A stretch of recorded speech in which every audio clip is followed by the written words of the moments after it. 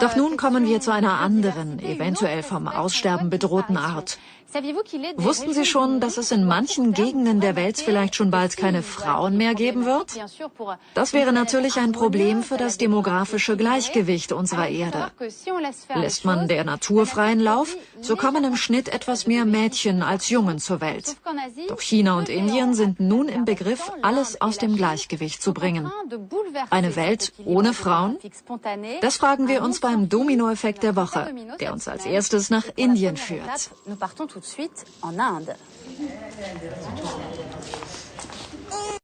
Ein Baby wurde geboren. Sieh dir dein Kind an. Eigentlich müsste die Mutter jetzt überglücklich sein.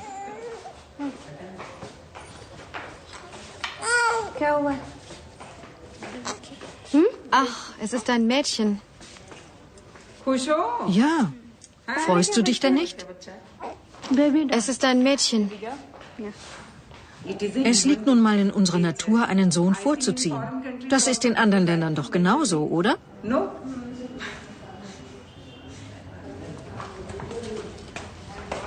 In Indien sollte man lieber nicht als Mädchen zur Welt kommen. Denn nur die Söhne werden hier als Fundament einer Familie angesehen. Sie sind die Garantie dafür, dass das Erbe weitergegeben wird. Töchter hingegen werden allgemein eher als unnötige Last betrachtet. Wenn sie heiraten, müssen die Eltern für eine Mitgift aufkommen, die erst mit jahrelanger Arbeit verdient werden kann. 1960 wurde die Tradition der Mitgift zwar verboten, aber sie wird trotzdem weiter praktiziert. In Indien heißt es, eine Tochter aufziehen, das sei so, als begieße man den Garten seines Nachbarn. Um der teuren Mitgift zu entgehen, sehen sich viele indische Mütter dazu gezwungen, ihre Töchter schon bei der Geburt zu opfern. Diese Frau hatte das Pech, nur Mädchen zu gebären, und zwar 5 hintereinander. Die ersten beiden brachte sie um. Der Druck der Dorfgemeinde war zu stark. Ich habe meine Tochter getötet, weil die Astrologin unseres Dorfes gesagt hat, mein Mann würde sonst Probleme bekommen. Sie hat gesagt, wenn ich sie am Leben lasse, würde mein Mann sterben.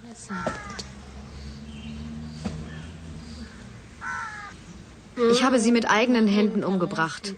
Als ich ihr das Gift gegeben habe, habe ich geweint.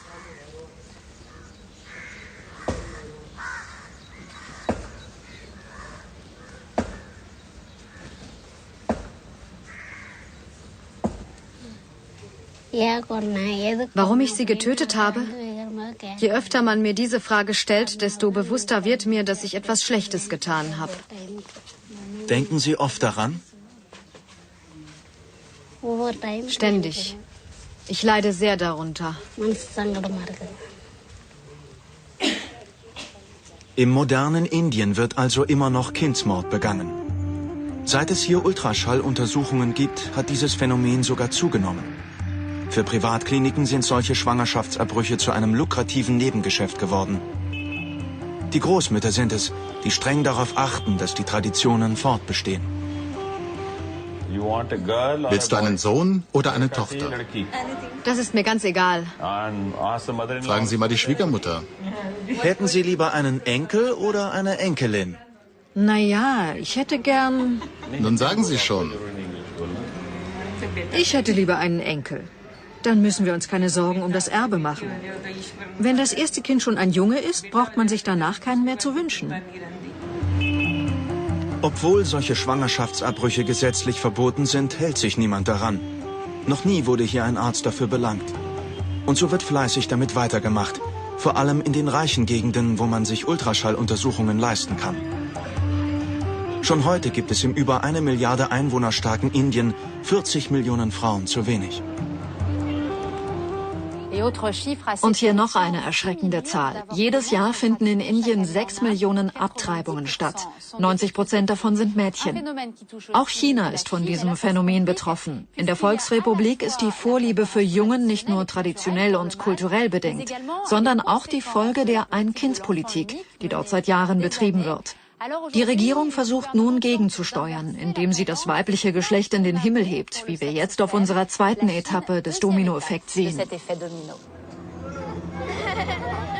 Auf dem Hof dieser chinesischen Schule tummeln sich jede Menge Jungen. Mädchen hingegen sieht man kaum. Im Kanton Anhui kommen 136 Männer auf 100 Frauen. China hat eine Gesamtbevölkerung von 1.200.000.000 Einwohnern und 50 Millionen Frauen zu wenig. Aufgrund der illegalen Schwangerschaftsabbrüche. Der Staat will das ändern. Peking will die armen Bauern davon abbringen, abzutreiben. Und so baut man ihnen jedes Jahr Häuser wie diese, in denen 2 bis 3 Familien mietfrei wohnen können. Wir besichtigen eine dieser Vorzeigewohnungen der modernen chinesischen Innenpolitik. Der Staat zahlt 20.000 Yen pro Wohnung. Auch die Grundstücke werden gestellt. Alles ist umsonst, auch diese Straßen. Der Direktor für Familienplanung stellt uns einen Vater mit 2 Töchtern vor. Er profitiert von dieser staatlichen Maßnahme mit Namen Lieben wir die Mädchen.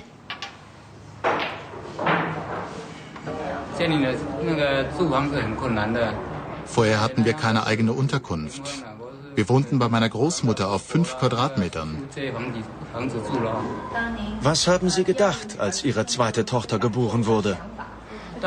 Ich war sehr betrübt. Töchter zu haben bedeutet, dass man keine Arbeitskräfte für die Feldarbeit hat. Als meine zweite Tochter geboren wurde, habe ich mir große Sorgen um die Zukunft gemacht. Hätten Sie jemals gedacht, dass Sie dank Ihrer beiden Töchter eines Tages in einem Haus wohnen würden? Nein, niemals. Ohne diese finanzielle Unterstützung in Form von Unterkünften oder Zusatzrenten werden wir dieses Problem niemals lösen. Dank dieser Hilfsmaßnahmen blicken die Leute beruhigter in die Zukunft und haben deshalb keinen Grund mehr, Söhne vorzuziehen.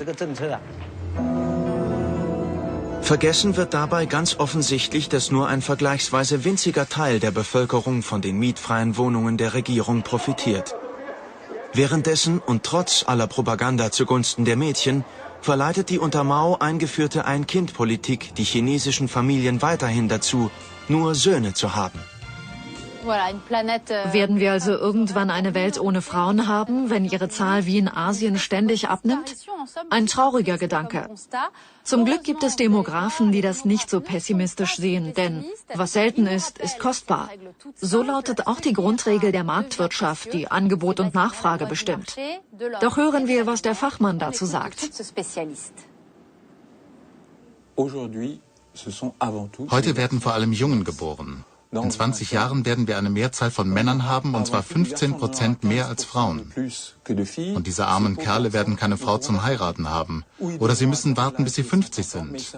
Aber einige werden leer ausgehen. In Ländern wie China und Indien ist es aber gar nicht denkbar, dass ein Mann nicht heiratet. Schließlich sollen ja dafür sorgen, dass die Familien sich fortpflanzen. Die Chinesen und Inder werden also bald ein großes soziales Problem haben. Für die jungen Frauen sieht es auch nicht viel besser aus, denn sie stehen unter permanentem Druck. Gehen wir mal davon aus, dass es 20 Jahre dauert, bis die Menschen ihr Verhalten ändern. Dann ist vorstellbar, dass die soziale und wirtschaftliche Entwicklung Asiens den Frauen zu neuen sozialen Positionen und wirtschaftlichem Status verhilft, die die Mentalitäten verändern. Das gilt vor allem für Indien, China und Vietnam. In den reichsten dieser Länder kann man das bereits beobachten. In Japan und Korea ist heute keine Auswirkung der sexuellen Selektion mehr spürbar. Die Welt kann also auch in Zukunft mit uns Frauen rechnen. Zum Glück.